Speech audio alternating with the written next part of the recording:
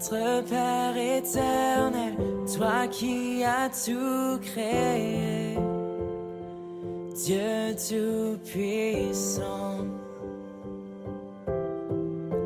c'est par ton Saint-Esprit que Jésus fut conçu, Christ notre Sauveur. Oui, je crois. Voilà, bonjour à tous, bonjour à toutes, heureux de vous accueillir pour notre nouveau culte ce matin. Très content d'être avec vous pour célébrer le Seigneur et pour nous réjouir, pour chanter, pour prier, pour méditer la parole. Donc aujourd'hui c'est un moment exceptionnel. D'ailleurs on aura un très bon message tout à l'heure sur le sujet tellement important de l'armure du chrétien. Être bien équipé pour tout affronter. J'ai hâte de t'écouter Georges et d'être au bénéfice de ce que le Seigneur a mis sur ton cœur. Donc ce sera une nouvelle série que nous commençons aujourd'hui et puis aussi la semaine prochaine. Ensuite, autre chose d'important, c'est au niveau des témoignages. C'est que ce matin, nous aurons l'occasion d'avoir des témoignages. Donc voilà, ce que vous avez vécu, ce que nous avons vécu pendant le temps de confinement, le Seigneur nous parle, le Seigneur nous bénit. Nous vivons de belles choses aussi pendant ce confinement. Donc vous aurez l'occasion tout à l'heure de vous exprimer courtement pendant quelques minutes pour pouvoir partager tout simplement ce que vous vivez avec Dieu. Donc commencez déjà à vous préparer parce que tout à l'heure, quand on va donner cette possibilité, il faudra entrer directement dans le vif du sujet. Donc déjà préparez-vous pour donner des témoignages courts, surtout des témoignages courts, afin que tout simplement tout soit ok. Donc pour les témoignages, tout simplement, voilà, soyez prêts tout à l'heure parce que quand on ouvrira le micro et la vidéo pour ça, ce sera à vous d'entrer en scène et puis de pouvoir partager ce que le Seigneur a fait. Donc courtement, n'oubliez pas. Et puisqu'on parle de courtement, j'aimerais aussi vous encourager à être nombreux à prier. Parce que je me rappelle très bien, au début du confinement, on avait une très belle dynamique de prière. J'étais vraiment grandement béni, encouragé par les interventions des uns et des autres, par les prières des uns et des autres. Il y avait une belle dynamique de prière et là j'ai l'impression que ça s'est un petit peu estompé. Donc il faut qu'on retrouve ça. Et pour cela, je compte sur vous pour être entreprenant dans la prière à voix haute pour que l'on puisse en profiter. Donc maintenant vous êtes expert en cela. C'est très simple pour le faire. Il suffit pour cela tout simplement d'allumer votre micro pour commencer à prier. Et dès que vous avez terminé la prière, vous désactivez votre micro. Et comme cela, on pourra tout simplement profiter et bénéficier de votre adoration à Dieu. Et cela sous-entend aussi que voilà, nous sommes plusieurs à être habitués à prier à voix haute. Alors ce culte-ci, je vous demande de vous retenir un petit peu. Ça ne veut pas dire qu'il ne faut pas prier. Mais s'il vous plaît, faites-le courtement pour ceux qui sont habitués et ne le faites qu'une seule fois afin que d'autres personnes puissent prendre la liberté de le faire. Et je voudrais vraiment, s'il vous plaît, vous encourager, vous qui le faites de temps en temps ou pas du tout, ce matin, à vous lancer simplement, à dire merci Seigneur, à dire quelques mots dans la prière. C'est une si grande bénédiction pour chacun d'entre nous. Donc merci d'avance et je sais qu'on va vivre un moment béni ce matin dans le chant, dans la prière, dans la prédication, dans les témoignages. Donc les témoignages, ce sera dans quelques minutes après 2-3 chants que l'on va chanter ensemble. Mais avant cela, je vais laisser la parole à Mike pour la prière. Voilà, Mike, je te laisse tout simplement la parole. Tu pourras nous introduire dans la prière pour ce culte. Psaume 118, verset 24. Voici le jour que l'Éternel a fait, qu'il soit pour nous un sujet de joie. Merci Seigneur pour cette journée que tu as fait. Ce n'est pas une journée ordinaire. C'est pas ordinaire, c'est pas comme hier, c'est pas comme demain. Mais aujourd'hui, tu permets que nous nous rencontrions en ton nom. Aujourd'hui, nous pouvons partager ta parole. Aujourd'hui, nous pouvons exprimer nos louanges. Aujourd'hui, nous pouvons te rencontrer. Aujourd'hui, c'est une journée d'espérance, une journée de foi, où je peux exercer ma foi, faire grandir ma foi. C'est une journée d'amour. Que cette journée soit une journée de joie. Seigneur, merci pour ta fidélité envers nous, pour ta fidélité en toutes circonstances. Merci Seigneur pour cette journée que tu as faite. Qu'elle soit pour nous une journée de joie. Amen. Voilà, on va chanter quelques chants de louange ce matin et puis on va vraiment pouvoir adorer le Seigneur. J'aimerais juste vous lire quelques versets dans Philippiens 1. Et c'est Paul qui dit « Voilà ce que je vous demande dans mes prières, c'est que votre amour gagne de plus en plus en connaissance et en parfait discernement, pour que vous puissiez discerner ce qui est important. Ainsi, vous serez purs et irréprochables au jour du Christ, où vous paraîtrez devant lui, chargés d'œuvres justes, ce fruit que Jésus-Christ aura produit en vous, à la gloire, à la louange de Dieu. Et que vraiment le fruit de nos louanges ce matin, le fruit de notre adoration, de nos prières, puisse monter au Seigneur à la gloire, à la louange de Dieu et porter ce fruit bon que le Seigneur souhaite. Et puis aussi qu'il fasse grandir en nous l'amour des autres, l'amour de Dieu et que ces chants nous aident à pouvoir l'adorer et le bénir. Levons les yeux vers le Seigneur, Maranatha, qui veut dire viens, viens Seigneur, reviens, viens dans mon cœur, mais aussi viens sur cette terre parce qu'on a besoin de toi. Je lève les yeux.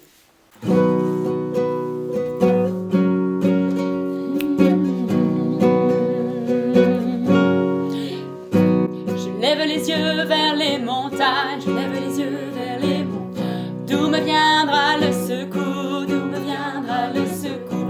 Le secours me vient de Dieu, le secours me vient de Dieu, qui a fait la terre et les cieux, qui a fait la terre et...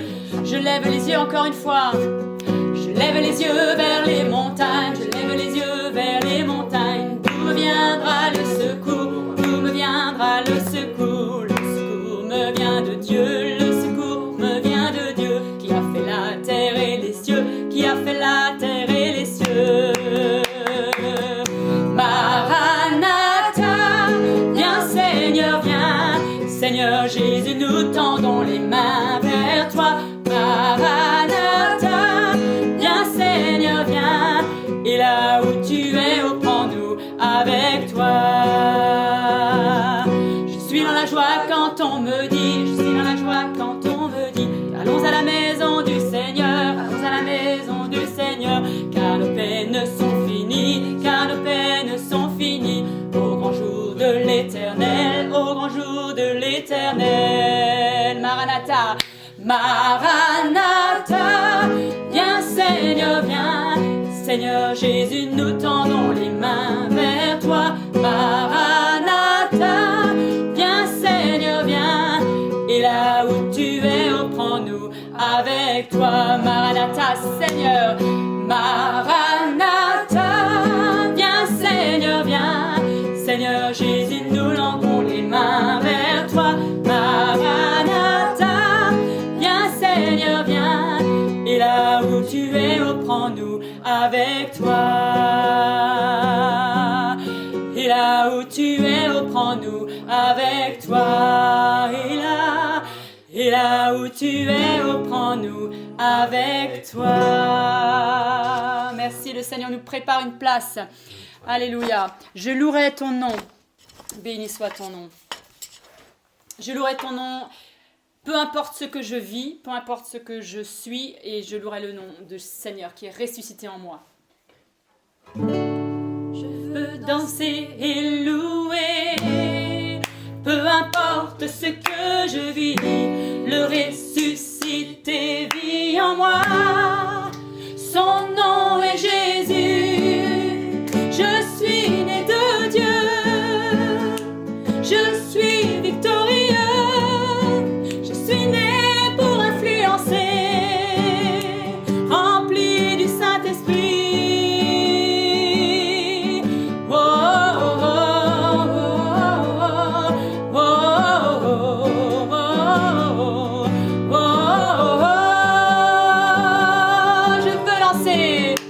je veux danser et louer, peu importe ce que je vis.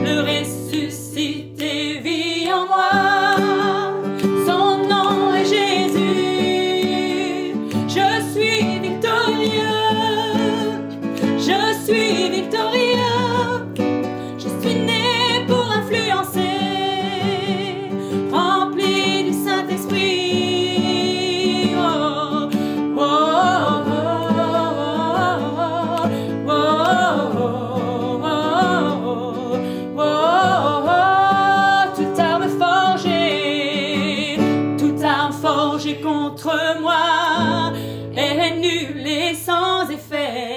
Le ressuscité vit en moi. Son nom est Jésus.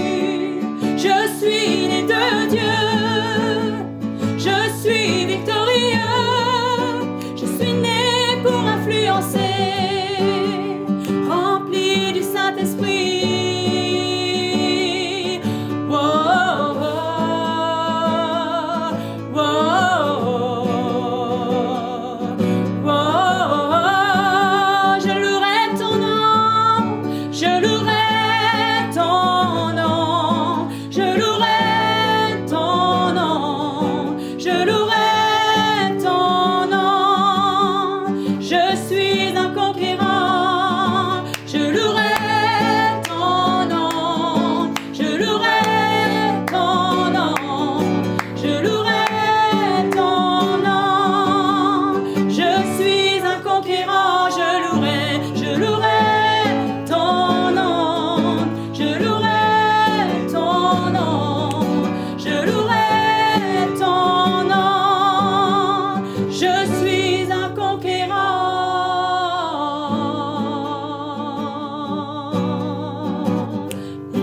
Je louerai ton nom, je louerai ton nom, je louerai ton nom, Seigneur Jésus. Je louerai ton nom, nous adorons ton nom, Seigneur Jésus. Et on ne peut pas qu'attendre de louer le Seigneur, on le fait maintenant. Moi je dirais qu'on peut chanter « Je veux louer ton nom ». Je veux louer ton nom, je veux louer ton nom, je veux louer ton nom. Je suis un conquérant, je veux louer ton nom, je veux louer ton nom, je veux louer ton nom. Je suis un conquérant. Vraiment que dans le nom du Seigneur on est conquérant, hein. Vraiment c'est par sa grâce, par son amour, par sa force. Alléluia, le plus grand jour de l'histoire, c'est là où s'accroche, c'est sur cette croix que s'accroche vraiment la victoire et qu'elle est acquise. Amen. Il n'y a pas de capot.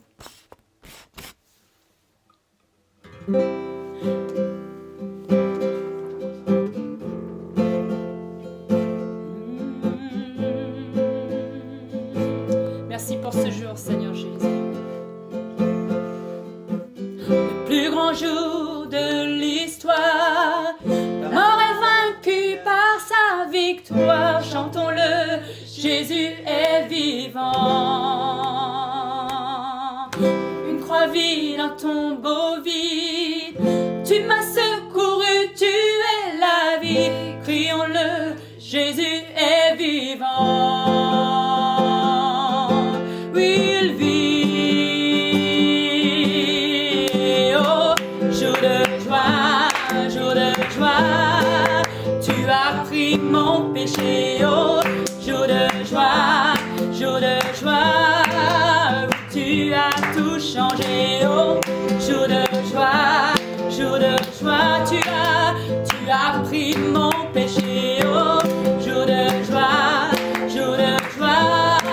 oui, tu as tout changé. Et je suis transformé.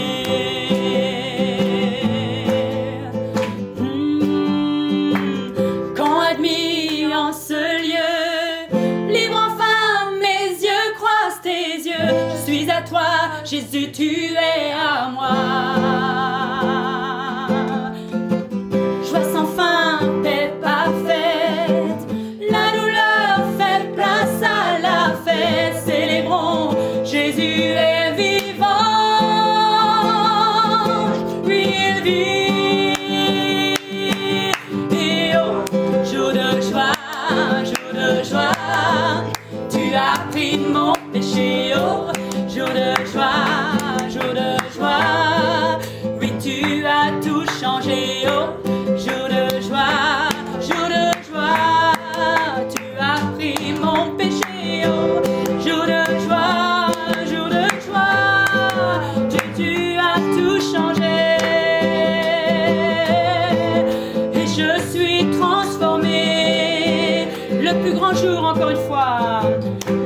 grand jour de l'histoire. La mort est vaincue par ta victoire. Chantons-le, Jésus est vivant. Une croix vide, un tombeau vide. Tu m'as secouru, tu es la vie. Crions-le, Jésus est vivant. Oui, le vit, oh, et oh, jour de joie, jour de joie.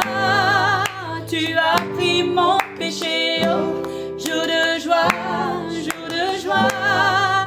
Oui, tu as tout changé. Et je suis transformé. Et je suis transformé. Et je suis transformé. Et je suis transformé.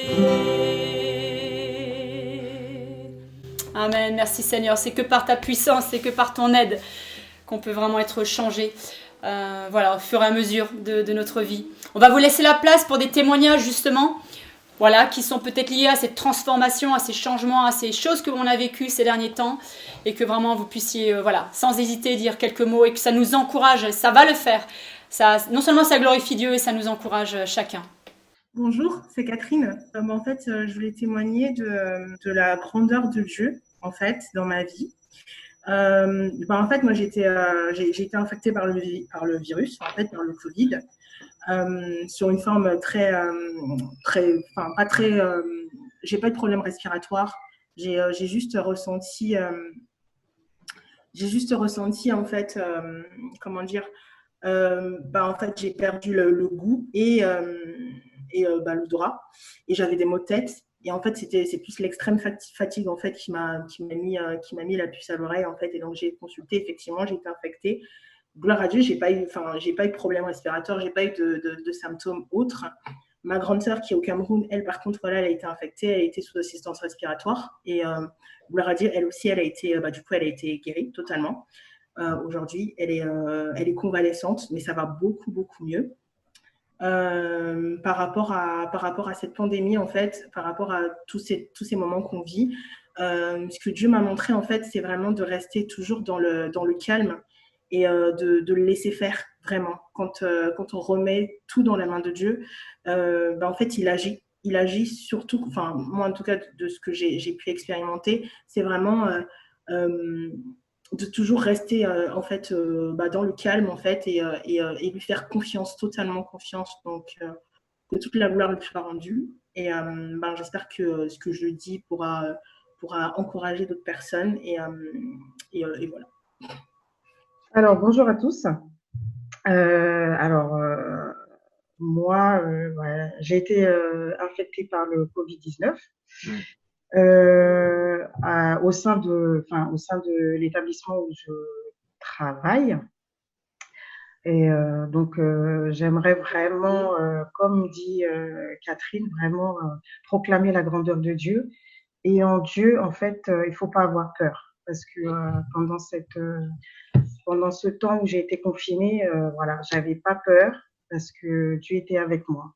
Et pendant tout le temps, voilà, de ma guérison, j'ai toujours eu cette foi que voilà, Dieu est avec moi et qui me protège et qui protège aussi ma famille. Parce que moi, j'ai été comment on appelle ça, testée positive. Donc, du coup, je me suis confinée moi-même dans ma chambre, et c'était un peu compliqué surtout pour Zara. Donc, voilà, j'étais très, très, très fatiguée, vraiment une fatigue vraiment extrême. C'était, j'ai jamais connu ça. J'ai été malade, mais là, c'était vraiment une grosse fatigue. Et du coup, j'ai pu surmonter, avec l'aide de Dieu, j'ai pu surmonter cette épreuve. Et voilà, aujourd'hui, je suis guérie, j'ai repris le boulot, j'ai repris le sport. Wow. Voilà, j'ai repris le sport, et c'est un bonheur, une joie.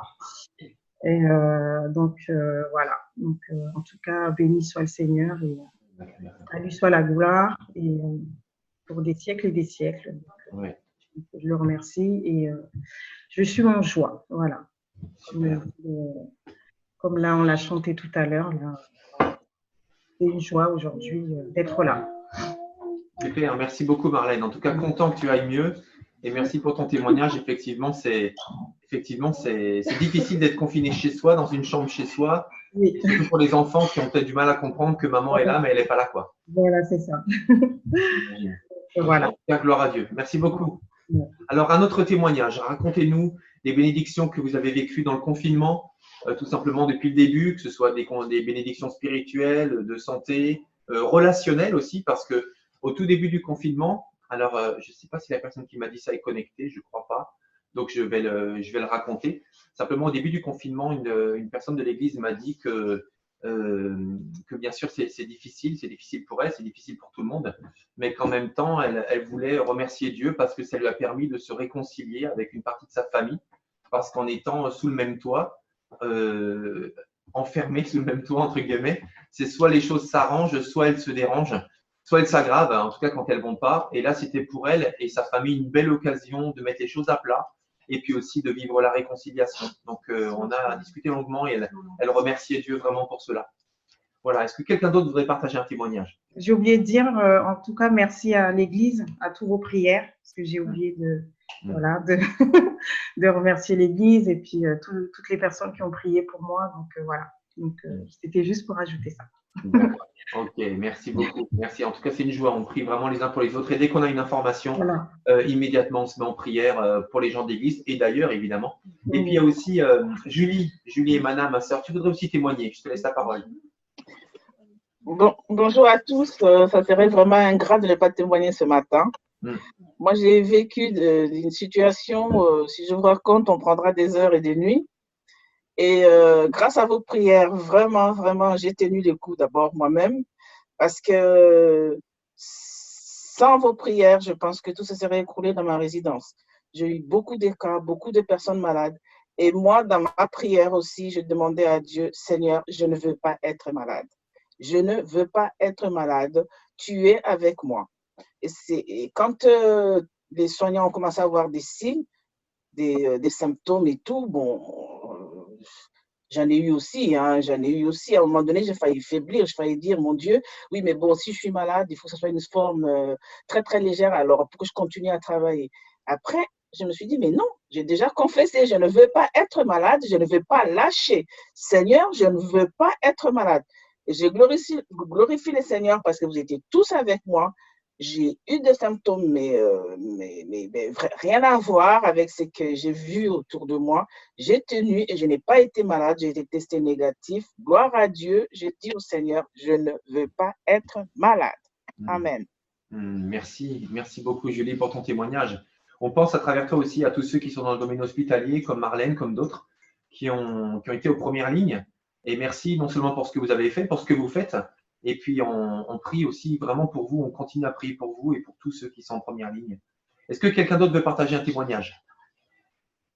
Et je continue. Vous avez prié pour la plupart de mes amis qui étaient malades. Tout le monde est guéri, ça s'est bien passé et vraiment gloire à Dieu. Super, merci beaucoup. Merci Seigneur. Gloire à Dieu. Oui, Claudine, tu veux témoigner? Oui, je veux bien, oui. Alors, je n'ai pas forcément partagé une bénédiction ni une belle chose, parce que, comme la plupart d'entre vous, vous le savez, ma maman est décédée pendant le confinement des suites du Covid-19 dans l'EHPAD, à la maison de retraite où elle était.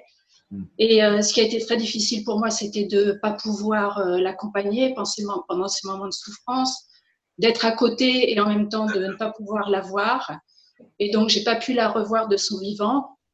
Ils m'ont laissé la revoir quand même après. Mais je voudrais dire qu'au travers de tout ça, j'ai eu les prières des uns des autres, ça m'a soutenue. Il y avait Mike, on a vécu les choses vraiment de façon très proche ensemble. Je n'avais pas le soutien, la présence physique de ma famille et de mes amis, ça m'a beaucoup manqué. Et en même temps, j'ai vécu des choses seule à seule avec le Seigneur et je savais que je pouvais compter vraiment que sur lui, qu'il n'y avait que lui qui pouvait comprendre ce que je vivais. Et je voudrais vraiment le remercier pour ça, de ce que ma relation avec lui s'approfondit, j'ai l'impression vraiment de manière, au travers de la souffrance particulièrement, au travers du dénuement, au travers du désert, de cette profondeur de l'amour de Dieu, de cette profondeur de l'intimité avec lui. Et je sais que vraiment, je peux surmonter ça avec lui. Je voudrais remercier les gens aussi qui ont prié pour moi. Je sais que ça a dû faire la différence quelque part. Voilà, donc voilà, c'est ce que je voulais témoigner ce matin. Merci Claudine, merci. Merci. On continue à prier pour toi et pour toute ta famille. En fait, deux choses, un témoignage concernant l'Église et un témoignage personnel. Concernant l'Église, moi j'ai été béni comme plusieurs par une émission quotidienne qui avait lieu, qui était animée par Eric Sellerier et d'autres, plein d'autres serviteurs de Dieu tous les jours à 18h. Il y avait ce qui s'appelle On est ensemble, qui en fait permettait à l'Église dans toute la francophonie de louer Dieu, d'avoir des témoignages, des enseignements, de la louange, enfin énormément de choses pour maintenir le lien entre nous malgré la distance. Et c'était très riche, c'était une vraie bénédiction. J'ai pas fait tous les jours, mais il y a plusieurs événements moi, qui m'ont marqué, qui m'ont touché, notamment les témoignages de l'église de Mulhouse, que je vous invite à écouter, l'émission du 7 mai en particulier, elle est extraordinaire. Mais je pense que ça a beaucoup parlé à l'église. Dieu a parlé à l'église et continue à parler à l'église avec un grand E, et ça vraiment, c'est une bénédiction. Et puis, un témoignage personnel, c'est que parfois, on peut dire que le confinement a permis à certains d'avoir plus de temps. Personnellement, Nadège et moi, ce n'est pas du tout notre cas parce qu'on travaille à la maison. Et puis, on a les enfants aussi à s'occuper. Mais dans les rares temps où j'ai eu du temps de libre, j'ai réussi à reprendre contact avec des cousins et des cousines que je n'avais pas eu depuis une vingtaine d'années, voire plus. Wow. Et ça faisait longtemps que je me disais qu'il fallait que je les appelle, etc. Et le lien se retisse. Et c'est une vraie bénédiction. Je ne pourrais pas vous raconter les détails, ce n'est pas le but, mais c'est vraiment dire que c'est aussi une bénédiction. Et merci Seigneur pour ce temps. Voilà. C'est vrai, merci. Alors, je voudrais juste dire qu'en fait, pendant ce temps de confinement, avec ma mère peut en être témoin, on a eu plus de contact avec la famille.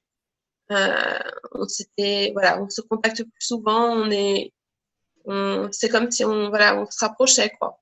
Et le fait de ne pas pouvoir se voir, on a redécouvert l'importance en fait des liens et on fait plus attention aux liens aussi. Voilà. C'est vrai. Merci beaucoup. Merci Amélie. Quelqu'un d'autre? Encore un ou deux témoignages? Moi, je suis la maman. Voilà, je suis au Mans, donc je vous rejoins parce que je n'ai pas pu rejoindre ma communauté ce matin par Zoom. Je ne sais pas ce qui s'est passé. Enfin bref, voilà, moi, le confinement n'a pas changé grand-chose pour moi puisque je suis à la retraite, mais je me sentais, je suis toujours occupée, hein, je suis une femme qui s'occupe beaucoup, mais je me sentais un petit peu inutile par rapport au Covid, donc j'ai fait un songe. Je ne sais pas comment ça s'est passé, j'avais envie de faire quelque chose et dans un demi-sommeil, en songe, j'ai rêvé que je devais coudre pour les infirmières des blouses.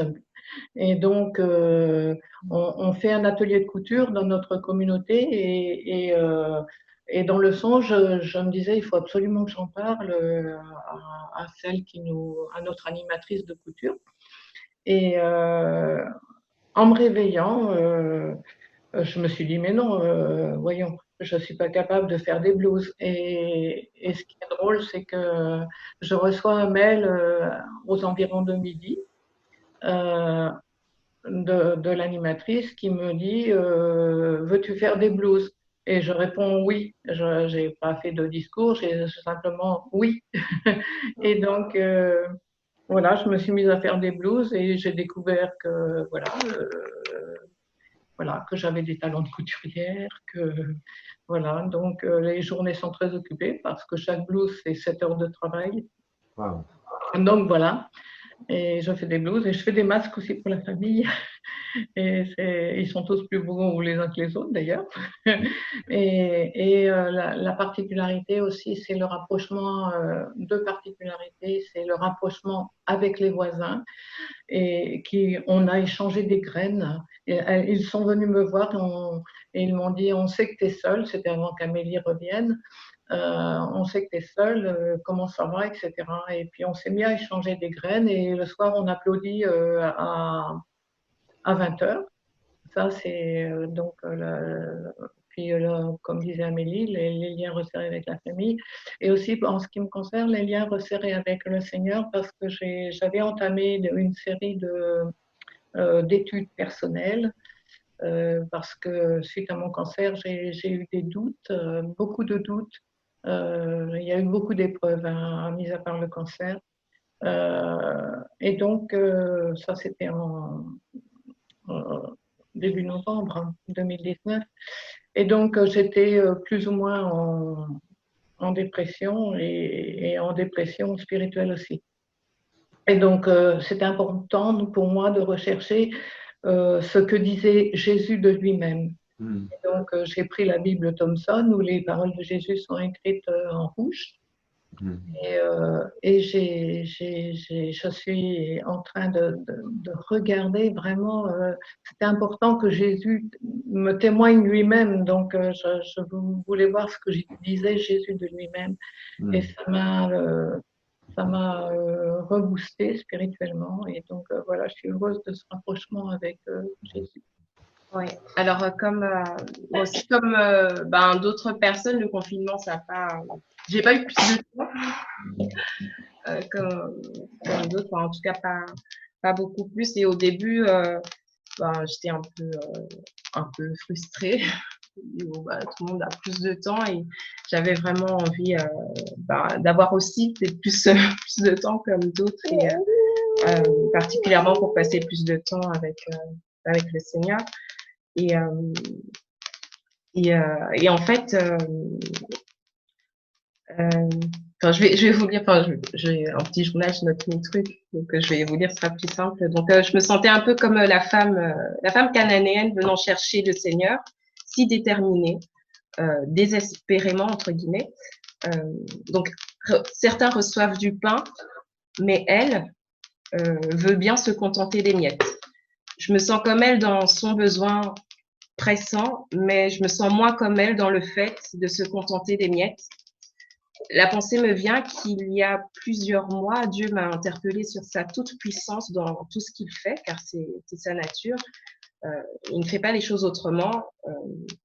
Dans tout ce qu'il fait, il y a de sa puissance. Il m'a fait comprendre de ne pas mépriser les petites choses. Voilà, j'aimerais avoir plus de temps, cela seul, pour le chercher, le contempler, le louer. Je rêve d'une journée entière de louanges, d'adoration, ou en tout cas de n'avoir aucune contrainte dans le temps pour être avec lui. Alors pendant ce temps de confinement, certains ont tout le temps qu'ils veulent. Et je me dis, Seigneur, pardonne-moi. Pardonne-moi, je veux saisir toutes les occasions possibles pour me rapprocher de toi et les apprécier à leur juste valeur. Et donc ça, c'était le 21 avril. Et quelques semaines après, en fait, là, j'étais pas forcément en train de prier, mais le Seigneur, j'avais une pensée. Et en fait, le lendemain, voilà, en lisant le verset du jour sur une application, en fait, ça correspondait à la pensée que j'avais. Et dans le reste du texte, en fait, pour moi, le Seigneur répondait et en fait avait été plus loin.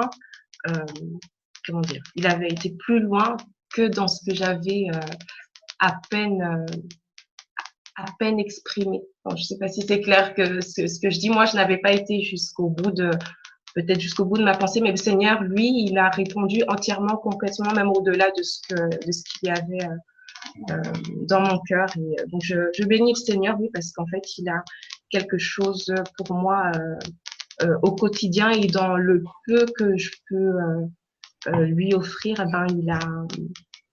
lui, il le multiplie et voilà, il en fait des choses merveilleuse, magnifique. Et je sais qu'il y aura un temps, il viendra un temps où, voilà, au lieu des miettes, il y aura un merveilleux festin. Donc, voilà. Super. Merci Seigneur. Merci Seigneur, c'est vrai. Merci Victoria. Oui. Je remercie les seigneurs vraiment pour ce temps difficile. Et il nous a gardés tous, malgré tout ce qui a été touché, ce n'était pas trop grave.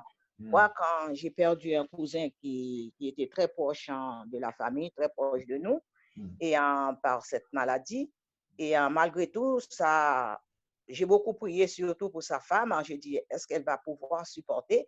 Je n'ai pas osé de l'appeler. Et elle, hier matin, vraiment, elle m'a appelé. Elle m'a parlé, je n'ai pas compris, je n'ai même pas su. Je me suis demandé, est-ce que c'était vraiment elle? Tellement qu'elle était forte. Et moi, je l'ai trouvée encore plus forte que moi. J'ai dit vraiment, la prière a fait ses effets. Parce que vraiment, de voir la femme, comment elle était vraiment forte, comment elle était bien, et que son mari vient de mourir de cette maladie. Et voilà que, d'une part, et d'autre part, je remercie les seigneurs, vraiment. Tous ceux qui ont été touchés dans notre église, bon, il n'y a pas beaucoup, mais les seigneurs nous a gardés tous. Je suis très contente de prendre vos nouvelles, de vous voir, même s'il y a des moments, je ne vais pas les présenter physiquement. Mais j'ai toujours pensé à toute la famille de l'Église, qui est ma famille. Je vois les seigneurs vous a gardés tous, nous a gardés. Et vraiment, ça me fait beaucoup de plaisir. Je suis contente. Je remercie les seigneurs pour ça. Et on continue vraiment dans notre partage cet amour. Grâce. Et je remercie les seigneurs pour cela. Voilà. Amen. Merci Seigneur. C'est vrai, Dieu est bon. Gloire à Dieu. Je vais laisser la place à Annie et à Louise pour qu'on chante ensemble Tu es le maître, je crois. C'est bien ça. Voilà, que le Seigneur soit béni. Et oui, une dernière chose, peut-être avant de passer à la louange, si on était ensemble au même endroit, ce qu'on ferait, c'est sûr, on applaudirait le Seigneur. Alors, ce que je vous propose, c'est que là où on est, on applaudisse le Seigneur tout simplement et qu'on lui rende gloire. C'est une manière de le faire. Alléluia, amen, amen, amen. Gloire à Dieu. Gloire à Dieu. Amen, amen, amen. Honoré parce que tu es fidèle. Alléluia, amen, amen. Seigneur, nous te prions aussi pour l'honneur et la ceux qui majesté. n'ont pas le privilège, pour l'instant en tout cas, d'avoir la foi en toi. Nous te prions vraiment de les encourager, de te révéler à eux, comme tu te révèles dans des songes, tu te révèles dans des conversations, tu te révèles par ta parole. Révèle-toi vraiment aujourd'hui, dans ce temps de confinement, pour un temps de prise de conscience. Manifeste-toi comme toi seul sais le faire, Seigneur. Et dans cette période de Ramadan, nous te prions pour tous les musulmans de France et du monde, alors qu'ils sont particulièrement sensibles à toi, sensibles spirituellement. Nous te prions, Saint-Esprit de Dieu, de révéler Jésus-Christ, de montrer à quel point Jésus-Christ est essentiel à la fois et fondamental, non seulement de façon intellectuelle, mais de faire une alliance avec Dieu en Jésus-Christ. Jésus-Christ, révèle-toi par des songes, par des prodiges et par des miracles à tous nos amis musulmans de France et du monde, au nom de Jésus. Amen. Seigneur Jésus. Merci pour ces témoignages, Seigneur. Merci parce que tu es maître. Tu es maître voilà, de cet univers, mais on veut aussi vraiment que tu sois maître de nos vies. Alléluia, Jésus.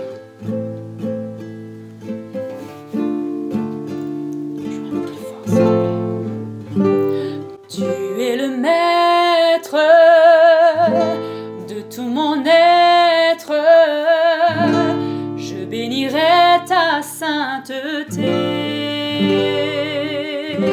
Je veux renaître, je veux connaître ta plénitude et ta beauté. Je veux vivre libre de moi-même. Je veux vivre tes joies et tes peines. Tu es le maître et je veux être celle que tu veux que je sois. Tu es le maître de tout mon être. Je bénirai ta sainteté. Je veux connaître, je veux connaître ta plénitude et ta beauté.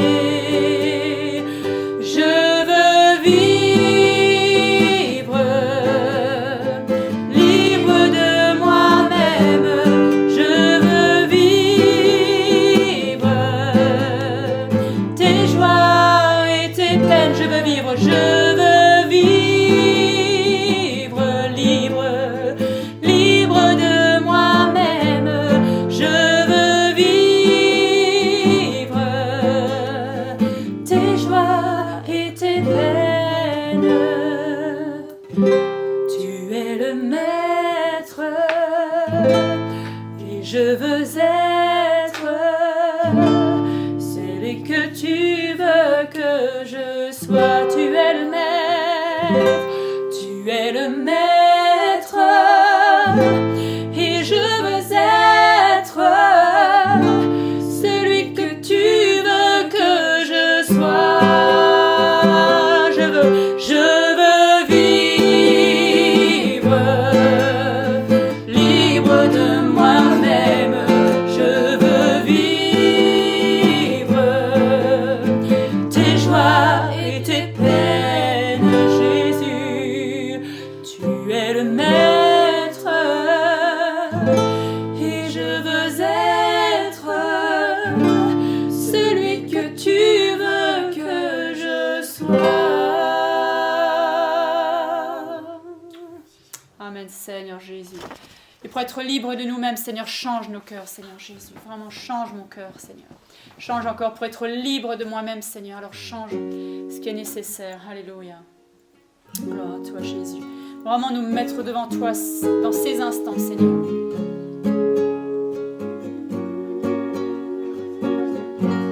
Change mon cœur, Seigneur, et purifie-moi. Change mon cœur, Seigneur, que je sois comme toi. Change mon cœur, change mon cœur, Seigneur, et purifie-moi. Change mon cœur, Seigneur, que je sois comme toi. Jésus, tu es le potier, je suis l'argile. Brise-moi, façonne-moi, oui, c'est mon désir. Change mon cœur, Seigneur, et purifie-moi. Change mon cœur, Seigneur, que je sois comme toi. Jésus, tu es Jésus, tu es le potier, je suis l'argile. Brise-moi, façonne-moi, oui, c'est mon désir. Change mon cœur, Seigneur, et purifie-moi. Change mon cœur, Seigneur, que je sois comme toi. Amen, Seigneur Jésus. Merci. Nous voulons vraiment nous mettre devant toi, Seigneur. Vraiment nous mettre devant toi humblement. Nous rappeler aussi de la semaine dernière ces paroles que tu nous as partagées sur sonde-moi, sonde mon cœur, Seigneur. Sonde vraiment ce qui est le plus profond, le plus caché en nous, Seigneur. Et que l'on puisse vraiment faire des expériences profondes en toi, seul à seul avec toi, Seigneur, où tu peux changer, sonder, vraiment cerner, Seigneur. Tu le cernes déjà tout ce qui est en nous, mais que nous aussi, Seigneur, nous puissions cerner des choses sur nous-mêmes et que tu puisses vraiment faire un travail et vraiment purifier, changer nos cœurs, Seigneur. Merci parce que c'est pour ta gloire, Seigneur. C'est pour les autres, c'est pour le bien aussi de ceux qui nous entourent, comme on l'a lu tout à l'heure, pour que les œuvres bonnes que tu as prévues pour nous, elles soient faites, que nous les fassions, Seigneur, pour ses voisins, pour nos amis, pour nos familles, comme on l'a entendu, Seigneur. Eh bien, ce que tu as prévu, les bonnes œuvres, les bons gestes, les bonnes paroles puissent être dites, Seigneur. Que notre amour augmente, Seigneur, comme on l'a lu dans Philippiens, que notre amour augmente pour toi et pour les autres, Seigneur, mon Dieu. Merci de faire un travail, nous t'adorons. Merci pour tous ces témoignages. Je veux vraiment te louer et te bénir. Et Seigneur, que toutes les prières qui montent maintenant vers toi puissent vraiment être un parfum de bonne odeur, un parfum pur parce que tu as nettoyé, Seigneur, par ta croix. Tu as nettoyé, Seigneur, nos cœurs impurs et tu as nettoyé, Seigneur, nos pensées tortueuses et elles montent vers toi, Seigneur, ces prières lavées, purifiées, Seigneur, propres devant toi. Merci, Seigneur. Vraiment, n'hésitez pas à dire merci, à dire des prières qui vraiment adorent le Seigneur et puissent nous encourager maintenant dans ce temps. Merci Seigneur Dieu, merci pour ce que tu es, merci pour qui tu es, pour ce que tu fais Seigneur. Merci pour tout ce que tu nous as donné Seigneur, merci pour ces témoignages, merci pour tous les moments où tu t'es manifesté Seigneur, merci pour ta présence dans nos vies, merci pour ta présence quand nous te prions, merci pour ta présence quand nous nous réunissons pour t'adorer Seigneur. Tu es digne de toute adoration, toi seul es digne de toute adoration Seigneur. Je te remets, Seigneur mon Dieu, ma vie entre tes mains, encore une fois, Seigneur. Vraiment, je te remercie pour tous les bienfaits que tu as pu accomplir dans ma vie. Seigneur, pour tout ce que tu accomplis tous les jours dans ma vie, Seigneur, pour tout ce que tu me montres tous les jours, Seigneur. Merci parce que tu fais un vrai travail en moi, Seigneur. Merci parce que ce confinement m'a permis, éternel mon Dieu, de me rendre compte encore à quel point, Seigneur, tu es merveilleux, à quel point, quand on remet tout entre tes mains, tu agis puissamment. Merci pour toutes les actions que tu feras encore, éternel. Merci pour tout ce que tu fais pour notre Église, éternelle. Merci pour toutes ces réunions, Seigneur. Pour toutes ces réunions où nous sommes nourris par ta parole, Seigneur. Merci parce que ta parole est la vérité. Merci parce que c'est par ta parole, Seigneur, que nous arrivons vraiment à nous connecter à toi et uniquement par cela, Seigneur. Et Seigneur, je te confie cette semaine, ces prochains jours, Seigneur, où voilà, nous devons voilà, rester connectés à toi, nous devons rester vraiment concentrés sur toi, Seigneur, que vraiment, au moment où nous devons célébrer la Pentecôte, nous devons célébrer voilà, ta montée au ciel, éternel, mon Dieu, que tu partes avec cette pandémie qui fait peur à plusieurs personnes, Seigneur, qui nous a vraiment... qui a mobilisé voilà, tout le monde entier, où on n'est pas libre de faire ce qu'on veut, Seigneur. Et voilà, je sais que Seigneur mon Dieu, toi, tu veux le bonheur de tes enfants. Tu prends soin de ce qui t'appartient. Et je reste confiante, Seigneur, quant à la situation dans ce monde, Seigneur. Je sais que tu mettras ta main et tout ira pour le mieux, Seigneur, parce que c'est ce que tu veux pour tes enfants. Je te rends grâce et je te bénis encore aujourd'hui, Seigneur, pour tout ce que tu vas faire et pour tout ce que tu fais déjà. Amen. Père Saint, tu es digne de louange et de gloire. Tu es majesté, Prince de la paix, le Seigneur des armées, celui qui nous aime tant, Seigneur.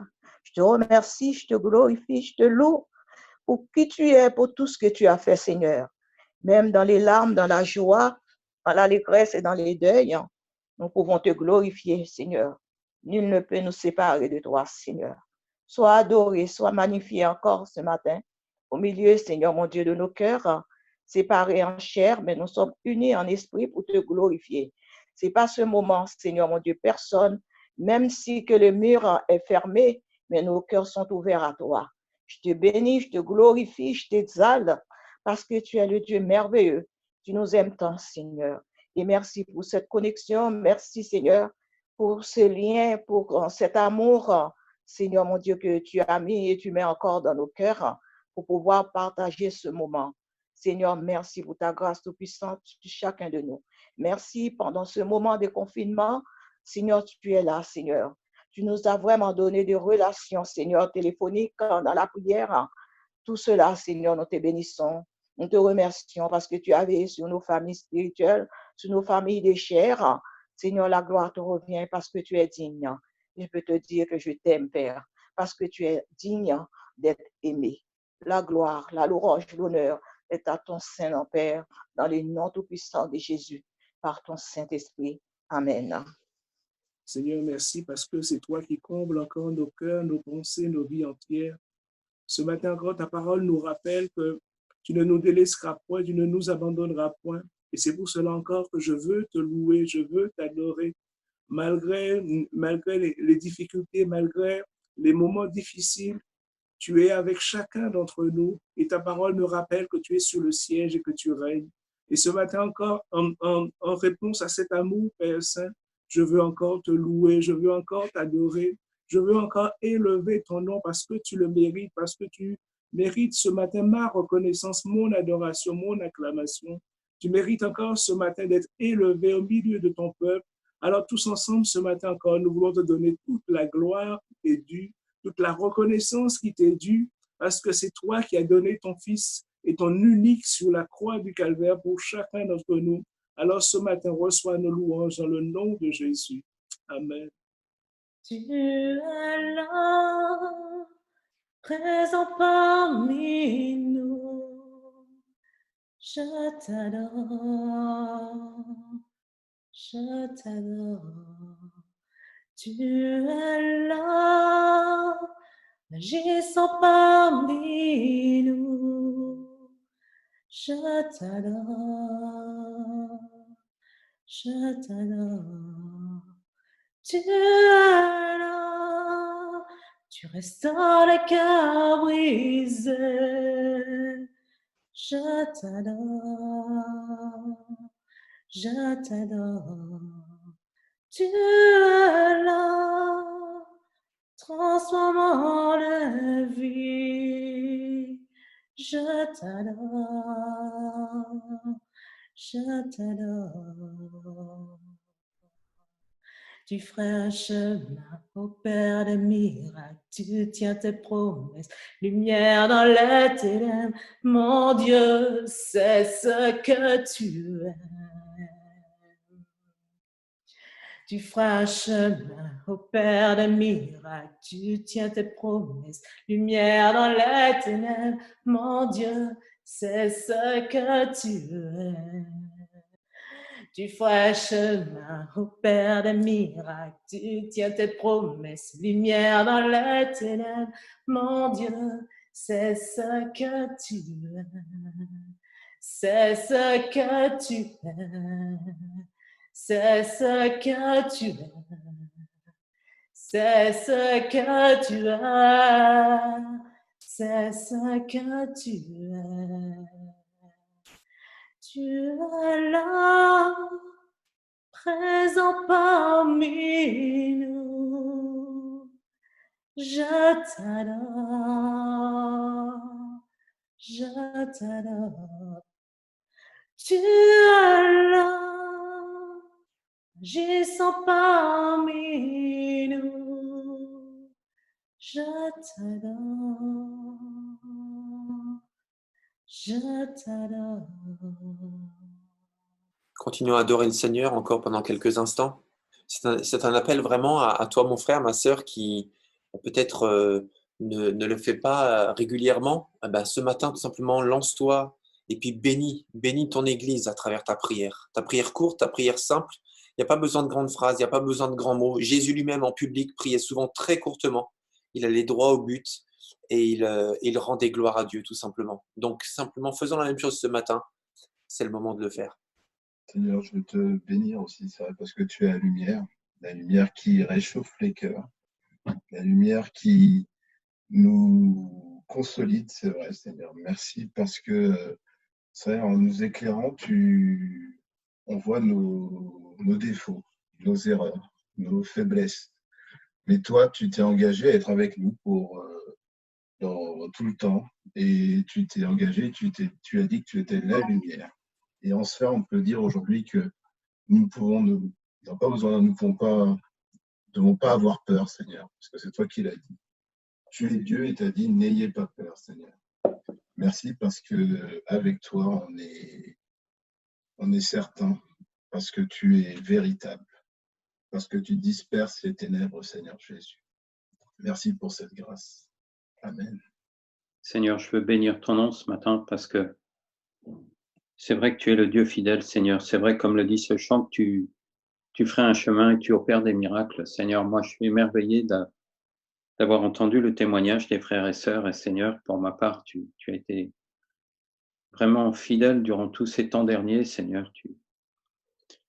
Vraiment, j'ai vu ta main, Seigneur. J'ai vu ton action. Et Seigneur, je crois que vraiment, au travers de ces temps où encore nous pouvons subir de loin ou de près la menace de cette contagion, Seigneur, toi, tu es là et tu nous enseignes à dépendre de ta grâce, Seigneur. C'est vraiment ce que tu fais au quotidien, Seigneur.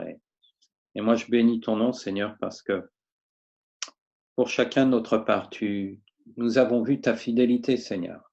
Nous avons vu et nous la voyons encore aujourd'hui.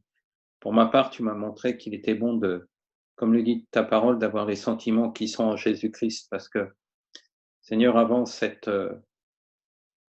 contagion, avant le début de cette contagion, Seigneur, c'est comme si le monde nous happe, Seigneur, comme si le monde veut nous happer au travers de différentes choses pour nous tenter ou nous corrompre ou je ne sais quoi encore, Seigneur, mais vraiment, tu nous ramènes à la réalité et tu montres combien tu es fidèle et grand dans nos vies.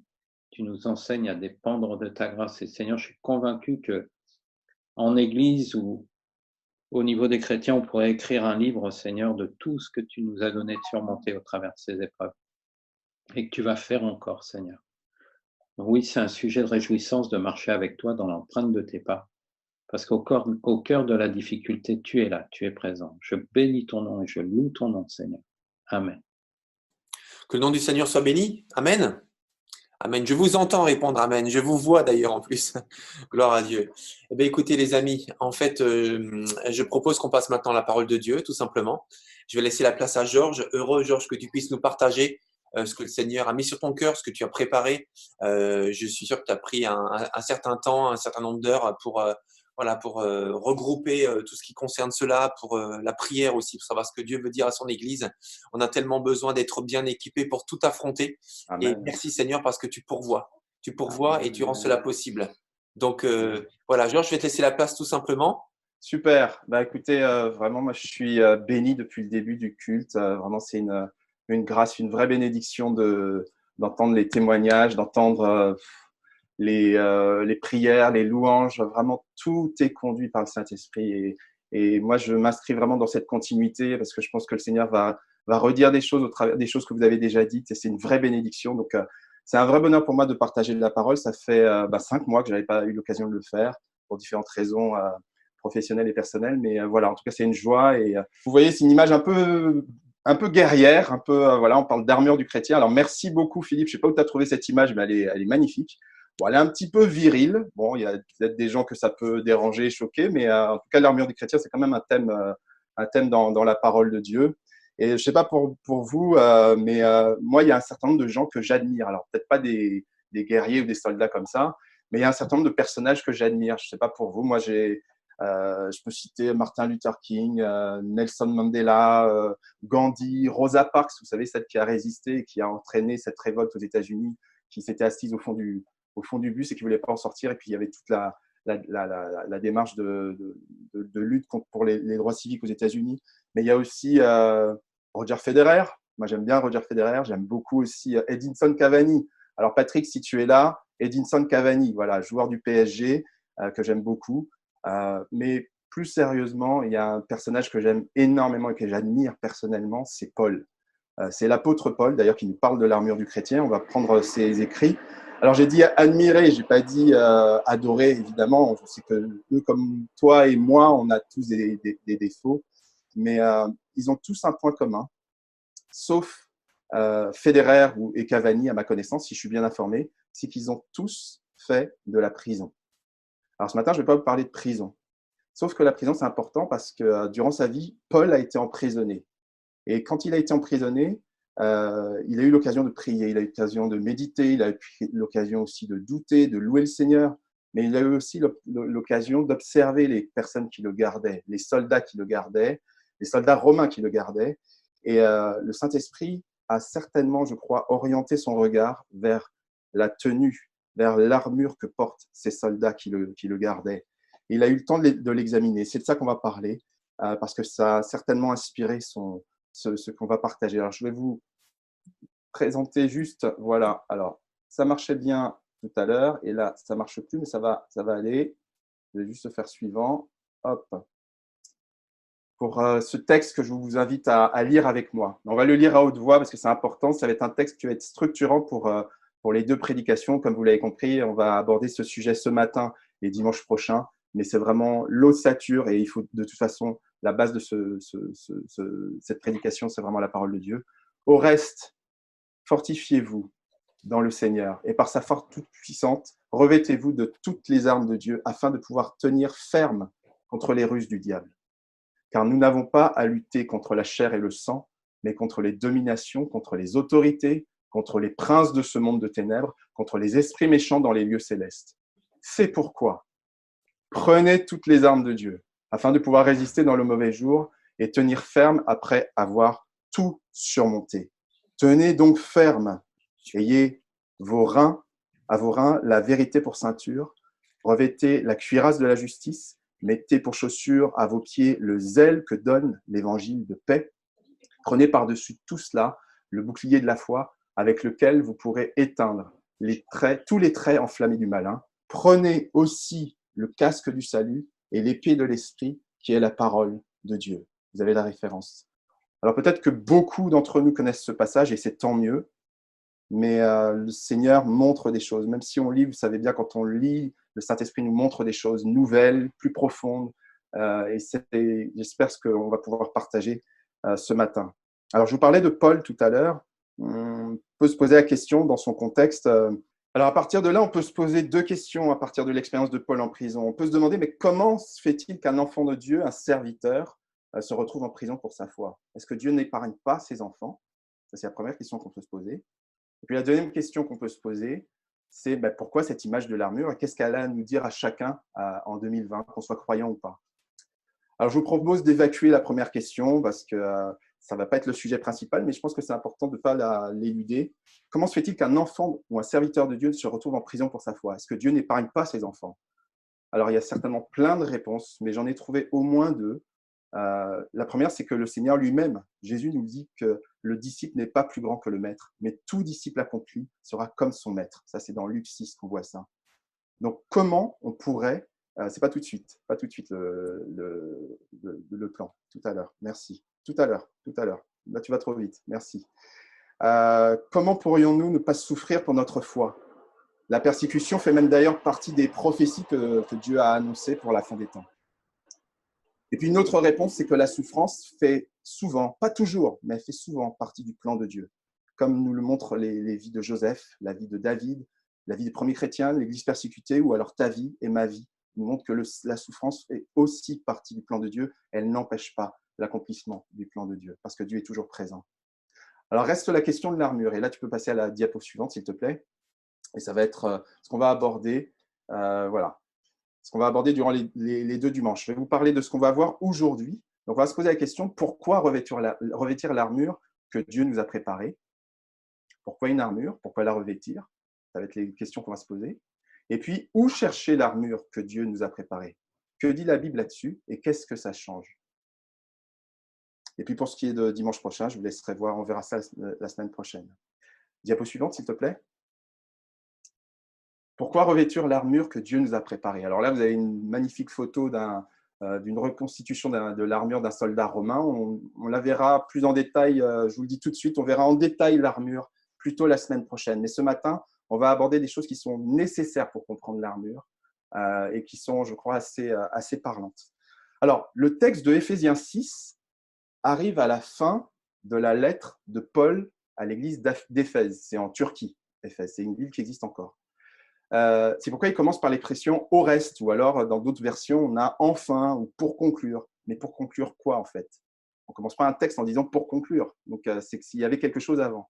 Si on fait un petit zoom arrière, on se rend compte que Paul était en prison, il adresse sa lettre à une église qui est naissante, où il y a des anciens juifs qui ont donné leur vie à Christ, qui sont convertis, et puis des personnes qui n'étaient pas chrétiennes, qui étaient, qu'on disait païennes, gentilles, peu importe, des personnes qui n'étaient pas chrétiennes, pas juives, forcément pas chrétiennes, puisque ça n'existait pas, et qui sont venues à Christ. Et il les encourage surtout à trouver et à préserver l'unité. Pendant tout ce livre, le livre de la lettre aux Éphésiens, elle est centrée vraiment sur l'unité du corps de Christ, l'unité des chrétiens, mais parce qu'il y avait des divisions entre ces anciens juifs qui rejetaient ces nouveaux convertis qui ne venaient pas du judaïsme. Et donc, ils les encouragent dans l'unité, à entretenir des meilleures relations possibles. D'ailleurs, on a une succession d'exemples, les maris avec les femmes, les parents avec les enfants, les patrons avec les employés. On disait les esclaves à l'époque, mais on peut transposer les patrons avec les employés aujourd'hui. Et alors qu'on ne s'y attend pas, il parle d'unité, il parle de relations, il parle et il termine sa lettre par le passage qu'on a lu tout à l'heure, qui parle d'armure, qui parle de guerre, qui parle du diable, qui parle de choses comme ça. Et il termine sa lettre donc par un vif encouragement à tenir ferme face à l'ennemi de cette unité, parce qu'il y a un ennemi à cette unité dont il a parlé pendant toute sa lettre. Et le résultat pour les Éphésiens et pour les chrétiens de tous les temps, c'est que Dieu nous offre une super feuille de route pour faire face à l'adversaire et pour faire face en fait dans ce qu'on appelle le combat spirituel. Alors c'est peut-être un mot que je vais utiliser de temps en temps, mais c'est vraiment, ça va être vraiment, on va se concentrer sur ce que Dieu veut dire. Peut-être pas forcément les mots combat spirituel, c'est pas forcément le plus important, même si c'est une réalité. Et dans cette lettre et dans ce passage en particulier qu'on va aborder, le Seigneur nous dit où, pourquoi et comment revêtir l'armure qui est nécessaire pour faire face, pour préserver l'unité, pour entretenir les meilleures relations possibles et puis pour tenir ferme dans les mauvais jours, comme on va le voir tout à l'heure. En clair, tu peux passer à la diapo suivante. Dieu te dit et me dit que l'unité et les bonnes relations sont des dons précieux qui se défendent. On défend ces choses-là parce que c'est précieux. Et Dieu nous dit aussi, au travers de tout Éphésiens et particulièrement cette conclusion, que tu peux contrer les attaques du diable à condition de porter une armure. Alors si tu transposes ça dans ta vie, tu sais que dans ton couple, dans ta famille, dans ta relation avec tes enfants, dans ton entreprise, ton administration, l'unité, c'est quelque chose qui demande des efforts. Ce n'est pas quelque chose qui reste comme ça. C'est quelque chose qui demande des efforts pour le préserver. Les mauvaises pensées aussi peuvent, comment dire, sont des pièges qui nous menacent. Il y a tout type de mauvaises pensées, envie de se venger, désir d'avoir ce que ton voisin ou ta voisine a, des addictions, tout plein de mauvaises pensées. Du coup, il nous faut laisser, on a envie parfois de laisser s'exprimer des divisions, des rancœurs, des règlements de compte. Ça, c'est facile.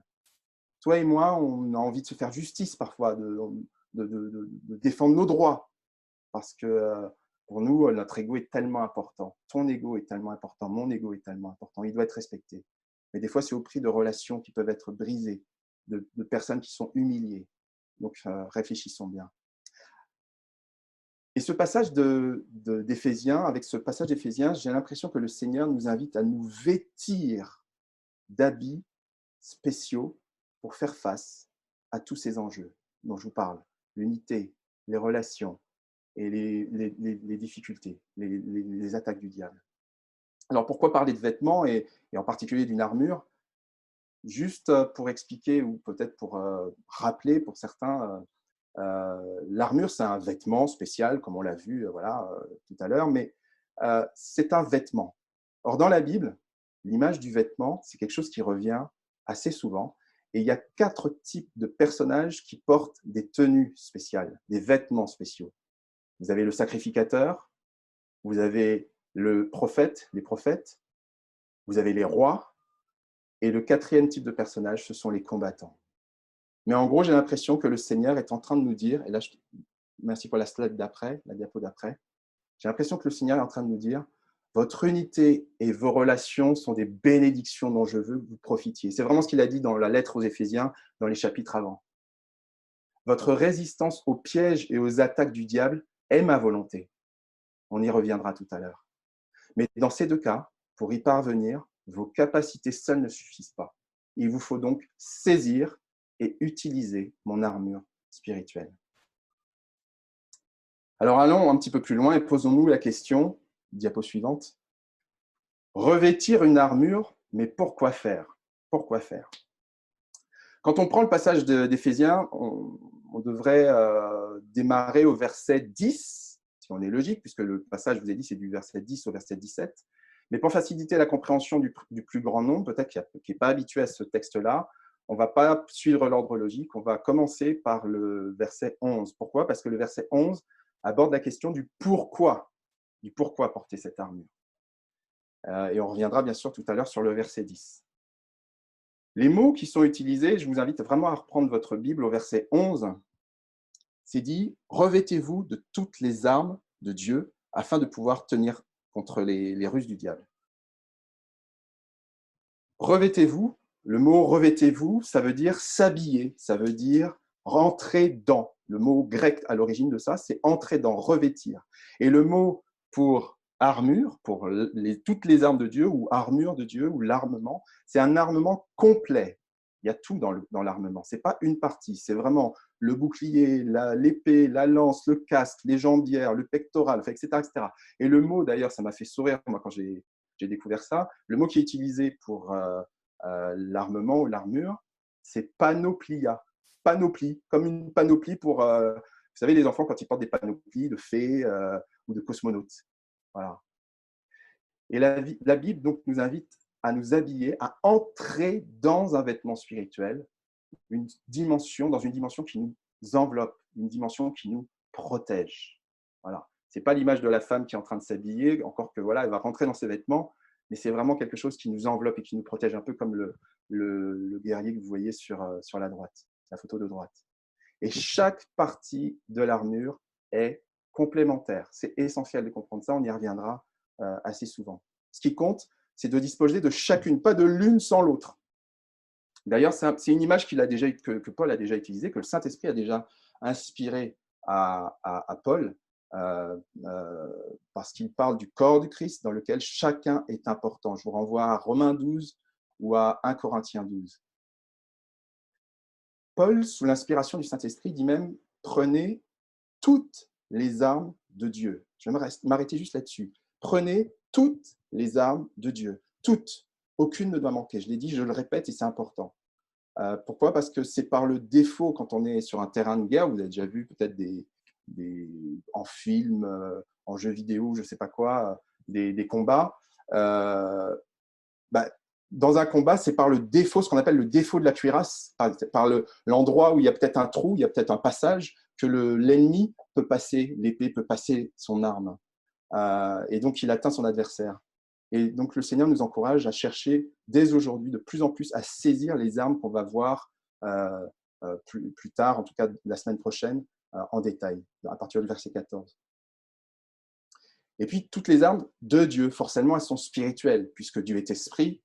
Dieu ne nous demande pas d'employer la violence physique avec un couteau, une lance, une bombe, un fusil, quoi que ce soit, pour défendre sa cause et imposer sa volonté, parce que nous n'avons pas à lutter contre la chair et le sang. Et c'est une hérésie, c'est une horreur, et je pense que c'est en horreur à Dieu que d'utiliser son nom pour chercher par la violence à imposer une volonté. D'accord, mais tout ça pourquoi en fait ? Le verset 11, à la fin du verset 11, il est dit « afin de pouvoir tenir ferme contre les ruses du diable ». Alors, le but d'une armure, c'est évident, c'est d'être il faut qu'on soit capable de la tenir pour nous protéger. Le but d'une armure, c'est de nous protéger, éventuellement de nous identifier, nous aider à nous identifier vis-à-vis de nos alliés ou des ennemis. Et éventuellement, des fois, c'est même d'impressionner.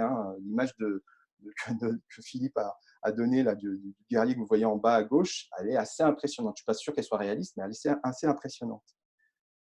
Mais ce que nous dit ce texte, c'est de pouvoir tenir ferme. Et tenir ferme, le mot qui est derrière tenir ferme, le mot grec qui est derrière tenir ferme, il nous faut être capable, avoir la force de tenir bon. En créole, on dit quimbered pamoli. Il y a même des gens qui ne sont pas entiers qui connaissent ça. Quimbered pamoli. Voilà, ça veut dire tiens bon, tiens ferme. On a ça en créole. Mais se tenir, ça veut dire se tenir devant. Le sens profond de ce que dit Paul, c'est se tenir devant, c'est se tenir, s'arrêter, se tenir immobile.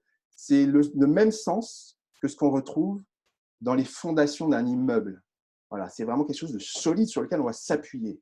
Ça veut dire aussi maintenir, ça veut dire subsister, c'est-à-dire continuer, se tenir prêt, être préparé, avoir un esprit ferme, un esprit constant qui ne change pas en fonction des circonstances. Et c'est la qualité de celui qui n'hésite pas, de celui qui n'abandonne pas. Alors on va voir tout à l'heure, il y a des choses que Dieu a mis dans notre caractère, mais il y a des choses qui viennent clairement de Dieu. Et on a besoin de lui pour tout ça. Donc le Seigneur a cette ambition pour toi et pour moi qu'on soit ferme et vraiment à toute épreuve face aux assauts de l'ennemi. Diapo suivante, s'il te plaît.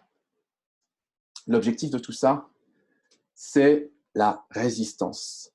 Le combat spirituel ne consiste pas d'abord à résister, ne consiste-t-il pas, d'abord à résister et parfois à attaquer, si le Saint-Esprit nous le montre? C'est une question qu'on peut se poser. Mais avant d'aller là-dessus, voilà juste qu'on se pose la question. Comment le diable s'y prend-il pour nous attaquer? En verset 11, il nous parle des ruses du diable. Les ruses, ça veut dire la tromperie, l'habileté, la capacité à nuire, à manipuler, la tricherie, la fraude, l'artifice. Tout ça, c'est les manœuvres du diable et Et demandons vraiment au Saint-Esprit de nous aider à comprendre ces choses-là, à les voir, à les discerner. Du coup, il ne s'agit pas d'aller provoquer le diable, jamais, jamais aller provoquer le diable. Mais encore une fois, le combat spirituel ne consiste-t-il pas d'abord à résister? Et c'est ce que nous dit ce passage qu'on a lu. On va le voir. Et parfois à attaquer. Parfois, le Saint-Esprit nous conduit à attaquer. Mais le plus souvent, c'est quand même de résister. Certainement, c'est l'une des raisons pour lesquelles, d'ailleurs, la plupart des armes, pas toutes, hein, mais la plupart des armes qu'on a citées tout à l'heure, sont défensives. Voilà. Il n'y a que l'épée de l'esprit qui est une arme offensive. Et si on prend, et encore elle peut être aussi défensive, et si on prend une comparaison actuelle, on peut se demander, est-ce que Dieu, le Seigneur, alors c'est une comparaison qui vaut ce qu'elle vaut, mais est-ce que le Seigneur ne nous demande pas d'adopter des gestes barrières face aux assauts de l'adversaire? C'est exactement ce que dit le verset qu'on trouve dans Jacques 4, 7. « Soumettez-vous à Dieu, résistez au diable, et il fuira loin de vous. » Voilà. Bref, il te faut résister, adopter ces gestes barrières pour préserver l'unité spirituelle, cultiver des bonnes relations et contrer l'ennemi. Mais qui est cet ennemi? Alors, avant de passer, ne passe pas tout de suite à la diapo suivante, j'ai quelque chose à dire de plus. Le verset 12 nous dit clairement que nous n'avons pas à lutter contre la chair et le sang. C'est-à-dire contre l'être humain. On n'a pas à tuer des gens ou à blesser des gens ou à agresser des gens pour la foi ou pour quelque raison que ce soit. Mais contre une variété de puissances démoniaques sur lesquelles nous allons nous arrêter quelques instants. Alors, je sais que ça peut faire peut-être peur, ça peut peut-être, ce que je vais vous dire va peut-être impressionner certains. Le but, c'est pas ça, c'est pas du tout d'avoir peur ou d'impressionner. Restons surtout en paix, parce que notre Seigneur, de toute façon, est infiniment plus puissant que tous ces êtres. Les êtres dont je vais parler là et qui sont cités dans le passage qu'on a lu tout à l'heure sont des êtres créés, mais qui ne sont jamais plus puissants que Dieu. Voilà. Et Jésus-Christ les a vaincus, une fois pour toutes. Ça, c'est certain. Le diable, dont il est parlé, les ruses du diable, verset 11, le diable, c'est le calomniateur, c'est celui qui accuse, c'est celui qui te met une condamnation, c'est celui qui te met la pression. Et la parole de Dieu nous dit que pour ceux qui sont enfants de Dieu, pour ceux qui sont en Dieu, pour ceux qui veulent être en Dieu ou qui acceptent Jésus-Christ, il n'y a aucune condamnation pour ceux qui sont en Jésus-Christ. Donc la condamnation, on sait, l'accusation, on sait d'où elle vient. Elle viendra toujours de la maison d'en face, de l'ennemi. Et comme Satan a tenté d'imiter Dieu, il a organisé son armée un peu comme celle de Dieu et de ses anges. Dieu a ses anges, ses séraphins, ses archanges, ses chérubins, et le diable a essayé de copier ça. Voilà. Donc maintenant, on peut passer à la diapo suivante. Merci. Donc voilà, Christ est évidemment au-dessus de toutes ces puissances, mais à partir du verset, on va le reprendre, à partir du verset 12, il est parlé de domination, d'autorité, de prince de ce monde, de ténèbres et d'esprits méchants dans les lieux célestes. Alors ce que je vous proposais, pour que ce ne soit pas trop long, comme c'est écrit, c'est assez petit, tout ça c'est sourcé dans une Bible que j'ai qui s'appelle la Bible du vainqueur, une superbe Bible qui est en version française depuis 2017 et qui est rédigée, comme vous l'avez vu, par une vingtaine de personnes. Donc je n'ai pas tiré ça de mon chapeau. Les dominations, voilà ce que c'est. Je vous laisse regarder. Si vous voulez prendre des captures d'écran, des photos ou quoi que ce soit, allez-y.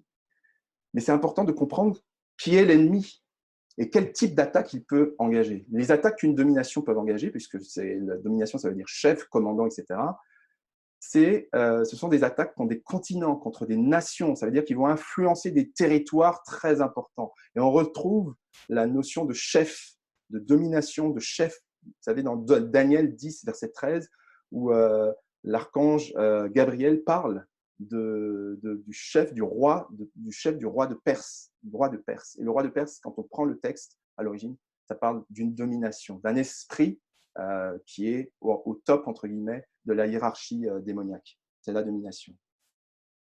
On a aussi les autorités. Les autorités, c'est, on va dire, un peu les gendarmes, les policiers, c'est-à-dire des gens qui agissent par délégation d'une autorité supérieure. Et ils ont ce pouvoir aussi d'agir de manière invisible.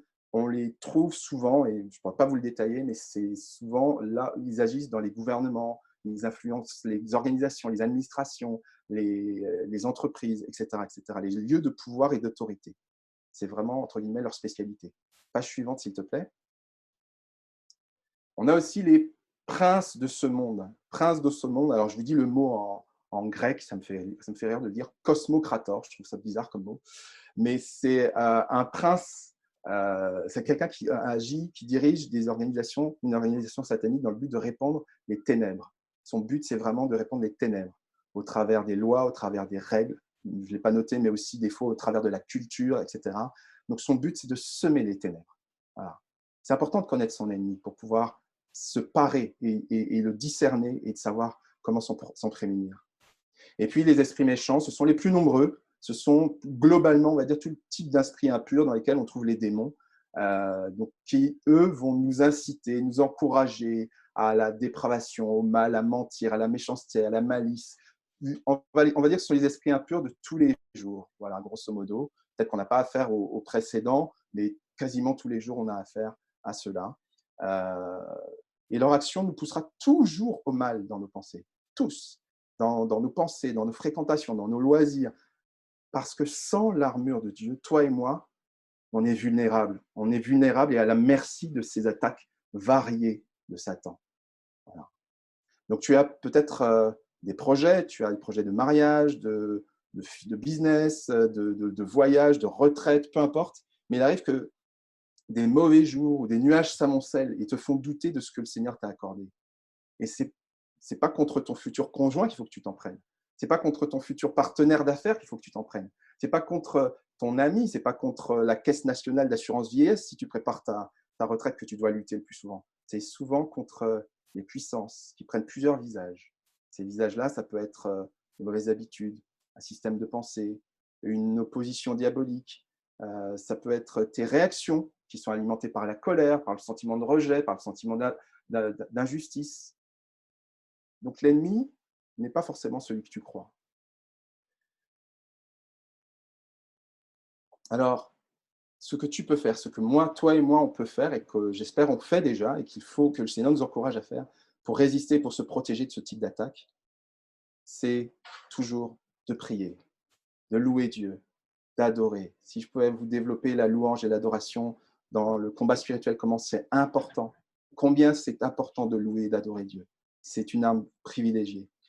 De jeûner, de lire, de méditer la parole, de chercher à l'appliquer dans ta vie, dans ma vie, de demander au Saint-Esprit le discernement pour démasquer aussi ces dimensions dans nos vies, de se repentir complètement. On va y venir tout à l'heure, de se soumettre, de se resoumettre à Christ et de le suivre fidèlement. Voilà les actions, des exemples d'actions que tu peux avoir pour résister, pour te protéger. En résumé, page suivante s'il te plaît. En résumé, il me faut résister pour préserver l'unité spirituelle, cultiver de bonnes relations et tenir ferme dans les mauvais jours. Mais pour ça, cherche l'armure que Dieu t'a préparée, que Dieu m'a préparée. Page suivante. Comme je te le disais tout à l'heure, j'ai choisi de commencer par le verset 11 à 13, voilà, pour expliquer les raisons de la recherche de l'armure selon la parole. Mais là, maintenant, on va revenir au verset 10. Je vous l'ai promis, on va le faire. Donc, on va relire le verset 10. Au reste, fortifiez-vous dans le Seigneur et par sa force toute puissante. C'est l'une des traductions. Mais j'ai une autre traduction que je vais vous proposer, page suivante. Pour conclure, on l'a dans la parole vivante, pour conclure, devenez des chrétiens forts, non par vous-même, mais en puisant vos forces dans les ressources infinies de la puissance du Seigneur. C'est dans la communion avec lui que vous trouverez votre énergie. Tout à l'heure, ça m'a tellement béni et tellement j'ai glorifié Dieu et je suis vraiment en compassion et comme beaucoup, comme tous, avec Claudine dans son témoignage, avec Catherine, avec Julie, tout ce que vous avez dit et d'autres qui ont dit des choses vraiment qui parlaient de la communion. Vous avez trouvé la force et vous trouvez la force dans la communion avec votre Seigneur. Même Claudine a dit à un moment, je me suis senti un peu seul, mais j'étais vraiment dans la communion avec Dieu. C'est vraiment ça. Tu puises ta force dans les ressources infinies de la puissance du Seigneur. Page suivante, justement, puisqu'on parle de communion. Je voudrais juste vous dire quelque chose avant de rentrer dans le détail de ce point-là. C'est qu'une armure de légionnaire romain ou de soldat romain, alors il y a plusieurs types de soldats, hein, les soldats que voyait Paul, ce n'est pas forcément ceux qui étaient sur le terrain, ce n'est pas évidemment le même armement, mais grosso modo, il y a quand même la plupart des points sont communs. Une armure de légionnaire romain, ça pesait probablement entre 15 et 20 kilos. Sur son corps, à porter 15 à 20 kilos. Voilà, quand on a des kilomètres à faire, quand on a en plus un barda, c'est-à-dire ses affaires, ses affaires de change, sa nourriture, etc., sa gamelle à porter, ça pouvait monter dans certains cas, jusqu'à 40 kilos, et dans certaines époques. Donc c'est quelque chose de lourd. Peut-être une dizaine de soldats, oui, voilà, c'est ça. Peut-être une dizaine de kilos pour les soldats qui gardent Paul, mais en tout cas, c'est lourd. Et il faut être assez fort pour le supporter, pour le porter. C'est physique, c'est fatigant. Et dans notre passage du verset 10, c'est l'inverse. C'est l'inverse. Parce que le fait de porter l'armure va nous donner de la force. Dans un cas, porter l'armure, ça te fatigue. Et dans ce que Dieu nous dit, porter l'armure va nous donner de la force. Peut-être parce que, c'est une hypothèse, le joug de Dieu est doux et léger. C'est ce qu'on voit dans Matthieu 11, 30. Du coup, Dieu nous donne une clé essentielle. Il me faut rechercher la force divine par une action volontaire, décidée, intentionnelle. Les mots sont très forts. Il nous dit, je vais reprendre, devenez des chrétiens forts. Devenez, non par vous-même, mais en puisant. Ça veut dire qu'on a une action à faire dans la communion. Et vraiment, mon frère, ma sœur, ou même si tu n'es pas mon frère, ma sœur, tu ne connais pas encore le Seigneur, mais en tout cas, Dieu t'invite à vraiment chercher cette communion. C'est dans la communion avec le Seigneur que toi et moi, nous trouverons la force face aux attaques du diable. Alors, c'est intéressant parce que le Saint-Esprit aurait pu commencer par nous dire pourquoi puiser de la force. Alors, j'ai inversé pour être plus compréhensible, mais en vérité, le texte commence par où puiser la force. Pourquoi ? Sans doute parce que le lieu, et en l'occurrence la personne en qui nous sommes, fait toute la différence. Ta communion, ma communion avec le Seigneur fait toute la différence dans la conduite et dans l'issue du combat. Pourquoi ? Parce qu'il a gagné d'avance, parce que Jésus-Christ a gagné d'avance. La victoire du Christ est totale sur la mort, sur le diable et sur le péché. Mais il nous faut, il faut en mener un de notre part. Pourquoi ? Parce que peut-être Dieu désire que nous soyons semblables à Christ dans sa mort et dans sa vie nouvelle. Page suivante, s'il te plaît. Parce que dans l'union avec Dieu fait notre force. Voilà. Je vais avancer. Dans un autre point, un autre point que le Seigneur va vraiment montrer quand je préparais ce temps, cette prédication, c'est vraiment le Seigneur m'a mis dans le cœur le mot obéissance. Parle-leur de l'obéissance. Et donc, c'est de ça dont je vais vous parler, parce que il y a cette communion qui est ce lieu où on va chercher l'armure, mais il y a un autre lieu qui s'appelle l'obéissance. Merci pour la page suivante. Le dépouillement. C'est la première étape pour porter une armure. Évidemment, vous imaginez, pour porter une armure comme ça, vaut mieux ne pas trop porter de vêtements ou de vêtements trop encombrants ou trop chauds, etc. Il faut avoir juste le strict minimum. Il faut avoir des sous-vêtements, peut-être une chemise épaisse en hiver éventuellement, et sinon on risque d'avoir trop chaud ou d'être gêné dans ses mouvements. Dans le même sens, Paul a écrit une fois à son ami Timothée, il lui a écrit « Un soldat qui sert dans l'armée et qui veut plaire à son chef ne s'occupe pas des affaires de la vie civile. » Ça veut dire qu'il se dépouille. Il y a une dimension de dépouillement. Il se dépouille de sa vie civile, il se débarrasse de ça. On va juste aller sur la page d'après et vous allez prendre le temps de la regarder. Pareil, si vous voulez faire une capture d'écran, la photographier, peu importe. Parce que c'est cette dimension du soldat qui s'engage volontairement. Et je l'ai mis en parallèle, et la pensée m'est vraiment venue, qu'il y a un parallèle avec celui ou celle qui choisit Christ. Le soldat et celui ou celle qui choisit Christ dénonce et déteste parfois même plusieurs aspects de sa vie d'avant. Sa vie civile pour le soldat ou sa vie d'avant pour celui qui devient chrétien. Le soldat et celui qui choisit de suivre Christ, le disciple, décide de renoncer à sa vie d'avant pour une vie nouvelle. Alors là, on ne parle pas de remords. Les remords, c'est juste un vif regret et puis des fois, on y retombe. Non, c'est vraiment, il décide, et ça c'est essentiel, il décide de tourner la page et de ne plus revenir à sa vie d'avant pour une vie nouvelle. Ça veut dire qu'il se dépouille de tout ce qu'il rejette de sa vie passée. Et c'est vraiment ce que les soldats vivaient, les soldats romains que regardait Paul vivaient. Ça veut dire qu'il ne reviendra pas en arrière, sinon il sera considéré, ou elle sera considérée comme un déserteur. Et le sort des déserteurs romains, je vous laisse imaginer, c'était clairement la mort, la torture, enfin, c'était la mort au final. Mais là où le Seigneur fait grâce et là où il y a une vraie différence, c'est que Dieu, comment dirais-je, dans son amour, celui qui s'est écarté pendant un temps du chemin et qui revient sera accueilli les bras ouverts, comme nous le montre la parabole du fils prodigue dont je vous ai donné la référence dans Luc 15. Et puis, un parallèle encore entre le soldat qui s'est engagé volontairement et puis celui ou celle qui est le disciple de Christ, c'est qu'il persévère dans sa vie nouvelle parce qu'il a fait un choix, quelles que soient les difficultés. Il persévère. Et les témoignages de tout à l'heure en parlaient très clairement.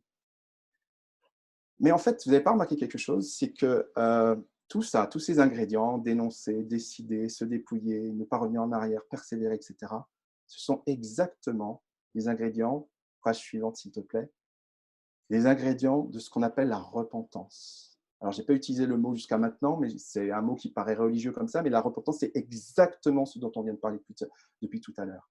C'est regretter sincèrement son péché, le dénoncer, s'engager de tout cœur à y renoncer et à marcher dans l'obéissance à Christ. Et en fait, ce passage est en train de nous parler, est en train de te parler et de me parler de repentance. Parce que pour porter cette armure, il faut que tu aies renoncé à certaines choses et que tu les mettes de côté. Alors, j'avais des questions, je vais juste, page d'après, s'il te plaît, vous les présenter pour terminer bientôt. Je laisse juste les lire quelques secondes. Et prier aussi, prendre le temps de prier après, si vous le souhaitez.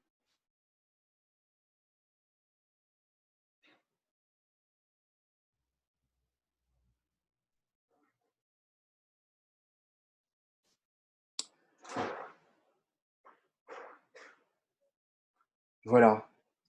Et ce qui est certain, c'est que la victoire est assurée en Christ. Et c'est ça la bonne nouvelle, c'est ça la très bonne nouvelle aussi. C'est l'une des très bonnes nouvelles. Alors, pour aller plus loin, l'armure, on peut se poser la question de savoir si c'est un impératif ou si c'est une option pour le chrétien. Alors, beaucoup de gens détestent les ordres. Depuis tout à l'heure, je parle d'armure, je parle d'armée, de soldats. Il y a des gens qui n'aiment pas ça. Le militaire, il déteste ça, il trouve ça trop rigide, etc., etc. Il y a des gens qui détestent les ordres, les consignes. À l'inverse, il y a d'autres personnes qui apprécient ça, qui en ont besoin. Dans un cas, on rejette ce qui peut être perçu comme une limite qui est intolérable à notre liberté. Et dans un autre cas, on a besoin parce que ça sécurise, parce que ça rassure. Peu importe, il n'y a pas de jugement. Mais dans notre passage, Paul emploie, je pense que vous l'avez remarqué, des impératifs. Fortifiez-vous, revêtez-vous, prenez, tenez, etc., etc. En 8 versets, il y a 10 impératifs. Donc pour moi, ça paraît assez clair. Prendre l'armure, la prise de l'armure et le combat à livrer ne sont pas des options. Toi et moi devons prendre cette armure. Page suivante, s'il te plaît. Je voudrais juste vous afficher une citation que j'aime beaucoup, une phrase que j'ai entendue dans un chant de Ron Connolly. On ne parle plus de Ron Connolly, c'est un chanteur des années 90. Il est encore vivant, mais il était à la mode dans les années 90, mais on peut encore l'écouter. Ça vous dit un peu mon grand âge. Il dit dans un chant, dans un commentaire d'un chant qui s'appelle « Nous allons dans les hauts lieux, we are going up to the high places », il dit « Il n'y a pas de zone démilitarisée dans le monde spirituel. Soit tu es du côté de Dieu, soit tu es du côté du diable. Il n'y a pas d'option. Tu ne peux pas dire je suis neutre, je suis entre les deux. J'ai entendu des gens dire dans leur tête ou à haute voix la Suisse. Peu importe, il n'y a pas de zone neutre. Donc, si je comprends bien, le Seigneur est en train de te dire que son désir est de me rendre capable de surmonter mes problèmes après avoir tout surmonté, verset 13, grâce aux armes qu'il met à ma disposition. Pas qu'il passe son temps à régler mes problèmes. Ce n'est pas ça qu'il est en train de nous dire. Notre Papa Céleste, page suivante, notre Papa Céleste veut nous apprendre à nous défendre contre le diable. Pas à le vaincre, parce que ça, Jésus l'a déjà fait. Je répète, notre Papa Céleste veut nous apprendre à nous défendre contre le diable, pas à le vaincre, car Jésus l'a déjà fait. C'est un puissant principe d'éducation du Père envers ses enfants. Il pourrait toujours venir à ta rescousse ou à ma rescousse, à la moindre demande. Mais réfléchissons 2 secondes. À quel stade de la vie c'est normal qu'on vienne à notre rescousse, à la moindre demande, à la moindre demande. Moi, j'en ai trouvé quelques-uns. C'est normal qu'un papa, une maman vienne à la rescousse de son enfant à la moindre demande.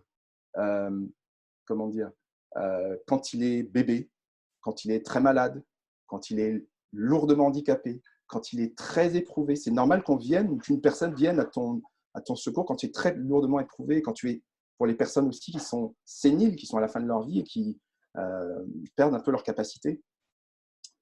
Et là, on peut compter sur l'attention et la prévention de notre Papa Céleste. Hors de ces cas, j'ai l'impression que notre éducation, l'éducation divine, c'est qu'il est normal de tenir ferme, et j'ai bientôt fini, qu'il est normal de tenir ferme et de nous fortifier et de résister. Il ne s'agit pas de nous vanter, mais il s'agit de savoir que c'est normal de tenir ferme, de nous fortifier, parce que Dieu veut que nous soyons aussi, comme il dit dans sa parole, des hommes, des femmes faits. Quel que soit ton âge, même si tu es ado, tu peux être un homme fait, une femme faite, c'est-à-dire mature, parce que Dieu veut que tu apprennes à te fortifier, à résister, dans la communion, dans l'obéissance. Alors pour autant, Dieu ne nous force pas. Il nous laisse toujours libres, à toi d'accepter ou non le dépouillement, la renonciation, la repentance, pour revêtir cette armure. C'est ton choix, tu es totalement libre. Et là, je vais conclure. Je vais juste conclure avec quelques rappels. Voilà, on est arrivé à la ligne d'arrivée, ça y est. C'est pas Philippe la photo, mais ça pourrait, à la fin d'un marathon. Ce matin, il me semble que la parole de Dieu m'a dit, page suivante s'il te plaît, m'a dit que il me faut résister pour préserver l'unité spirituelle, cultiver de bonnes relations avec tous les gens qui t'entourent, tenir ferme dans le mauvais jour, mais pour ça, cherche l'armure que Dieu t'a préparée, m'a préparée. Tu la trouveras dans la communion, l'intimité avec Dieu, dans l'obéissance, dans la repentance, dans la confiance. Et j'ai beaucoup aimé, tout à l'heure, ça a été cité, je crois, dans une prière, c'est dans le calme et la confiance que sera votre force. Ça, c'est Isaïe, je crois que c'est Isaïe 30 qui dit ça. En plus, notre Papa Céleste, page suivante, notre Papa Céleste veut nous apprendre à nous défendre contre le diable. Encore une fois, pas à le vaincre, car Jésus l'a déjà fait. Alors, je termine juste en disant que la semaine prochaine, voilà, j'ai terminé ma prédication. La semaine prochaine, on verra le sens spirituel et concret de chaque partie de l'armure. Là, je ne vous ai pas parlé dans le détail de l'épée, du bouclier, etc., etc. Mais on va voir le sens spirituel et concret de chaque partie et l'état d'esprit, parce que la parole de Dieu en parle aussi, l'état d'esprit dans lequel utiliser cette armure.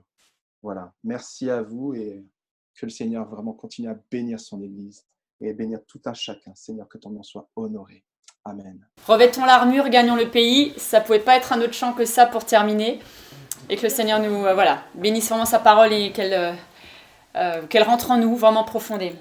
Revêtons l'armure et gagnons le pays. La victoire est à notre Dieu. Toute arme forgée contre nous est brisée. La victoire est à notre Dieu. Oui, chantons, gloire, honneur, force et louange au Seigneur. Oui, chantons, gloire, honneur, force et louange au Seigneur. Lorsque les ténèbres seraient comme un fleuve, la victoire est à notre Dieu. Il déploie sur nous le pouvoir de son sang. La victoire est à notre Dieu. Oui, chantons, gloire, honneur, force et louange au Seigneur. Oui, chantons, gloire, honneur, force et louange au Seigneur.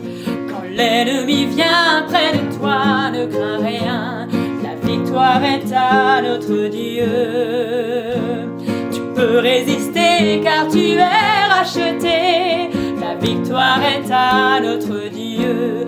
Oui, chantons gloire, honneur, force et louange au Seigneur.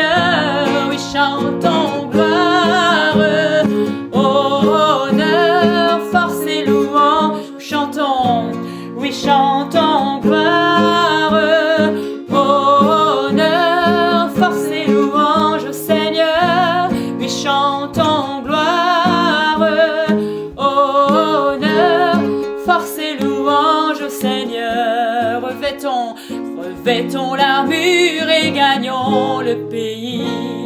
La victoire est à notre Dieu, merci Jésus. Toute arme forgée contre nous est brisée. La victoire est à notre Dieu, oui, chantons, chantons, gloire, honneur, force et louange au Seigneur, oui, chantons, gloire, honneur, force et louange au Seigneur. Merci Anne. Merci à Georges aussi pour cette prédication. Moi aussi, je ne suis pas une guerrière au niveau des habits, mais ce qu'on peut aussi apprendre, comment on peut être un guerrier dans notre tête et à l'intérieur surtout, et qui va ressurgir à l'extérieur. Donc, merci aussi à Dieu d'avoir inspiré à Paul cette armure qui nous sert au quotidien et à faire face à tout ce que nous devrons faire face dans tous les cas. Donc, je veux encore vous remercier, l'équipe encore veut vous remercier encore pour la continuité dans vos dons et vos dîmes, vos offrandes pour l'œuvre de Dieu. Donc, continuons à donner nos dîmes et nos offrandes comme une forme d'adoration à Dieu, parce que c'est aussi une forme d'adoration à Dieu. C'est dire à Dieu, je te donne, ou même je te redonne ce que tu m'as confié, ce que tu m'as donné précédemment. Et c'est là aussi que nous voyons que Dieu nous ouvre les écluses des cieux. Et plusieurs d'entre nous avons fait l'expérience que Dieu nous donne les choses quand nous lui faisons confiance. Dieu déverse sa pleine bénédiction, non seulement d'une façon individuelle, mais aussi collective. Donc, je voudrais toujours continuer à vous encourager à lui faire confiance aussi par ce biais, en lui donnant par vos dîmes et vos offrandes. Donc, la chaîne YouTube de l'Église est toujours disponible. Donc, chaque semaine, elle est enrichie par les divers cultes que nous vivons ensemble. Donc, comme Philippe l'a dit précédemment, nous allons avoir les temps de témoignage. Voilà, tous ces temps bien bénis, conduits par Dieu aujourd'hui. Donc, vous allez pouvoir les revivre et éventuellement aussi les partager à vos amis et refaire le point sur des choses que Dieu vous a parlé pendant les temps de culte. Donc, elle est disponible. Abonnez-vous pour avoir des notifications lorsque de nouvelles vidéos sont mises à disposition.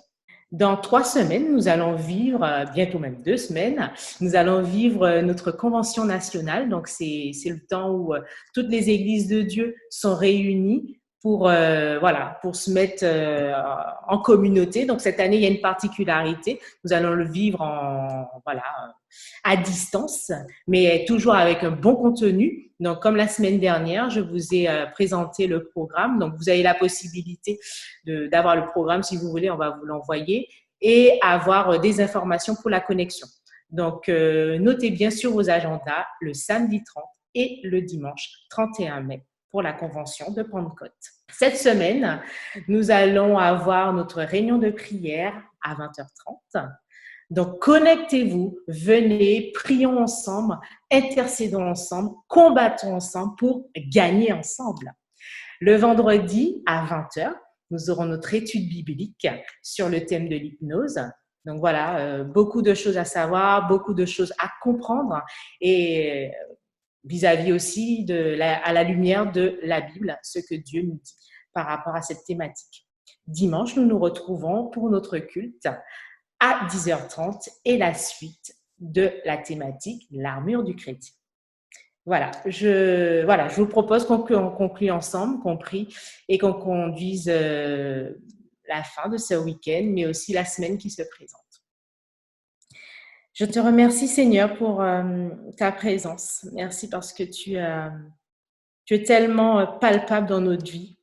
Même si on pourrait ne pas croire que tu existes, il y a tellement de choses autour de nous, voire en nous, qui prouvent le contraire.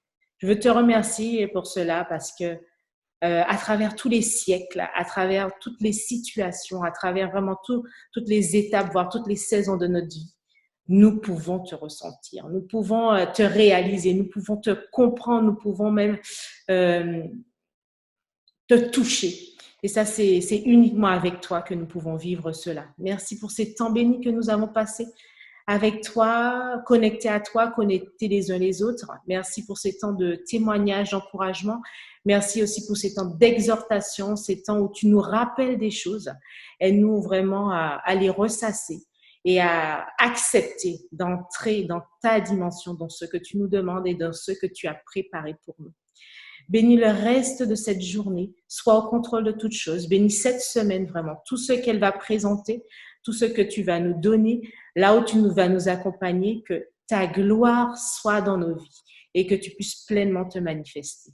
Je te loue, je t'exalte, je te magnifie et je te glorifie pour qui tu es, pour ce que tu fais, ce que tu vas réaliser. À toi toute notre louange, notre admiration, en ton nom. Amen. Bonne journée, bonne semaine. Soyez bénis. Oui, je crois à la vie éternelle. Je crois que d'une vierge il est né. Je crois à la communion des saints et en ta sainte Église. Oui, je crois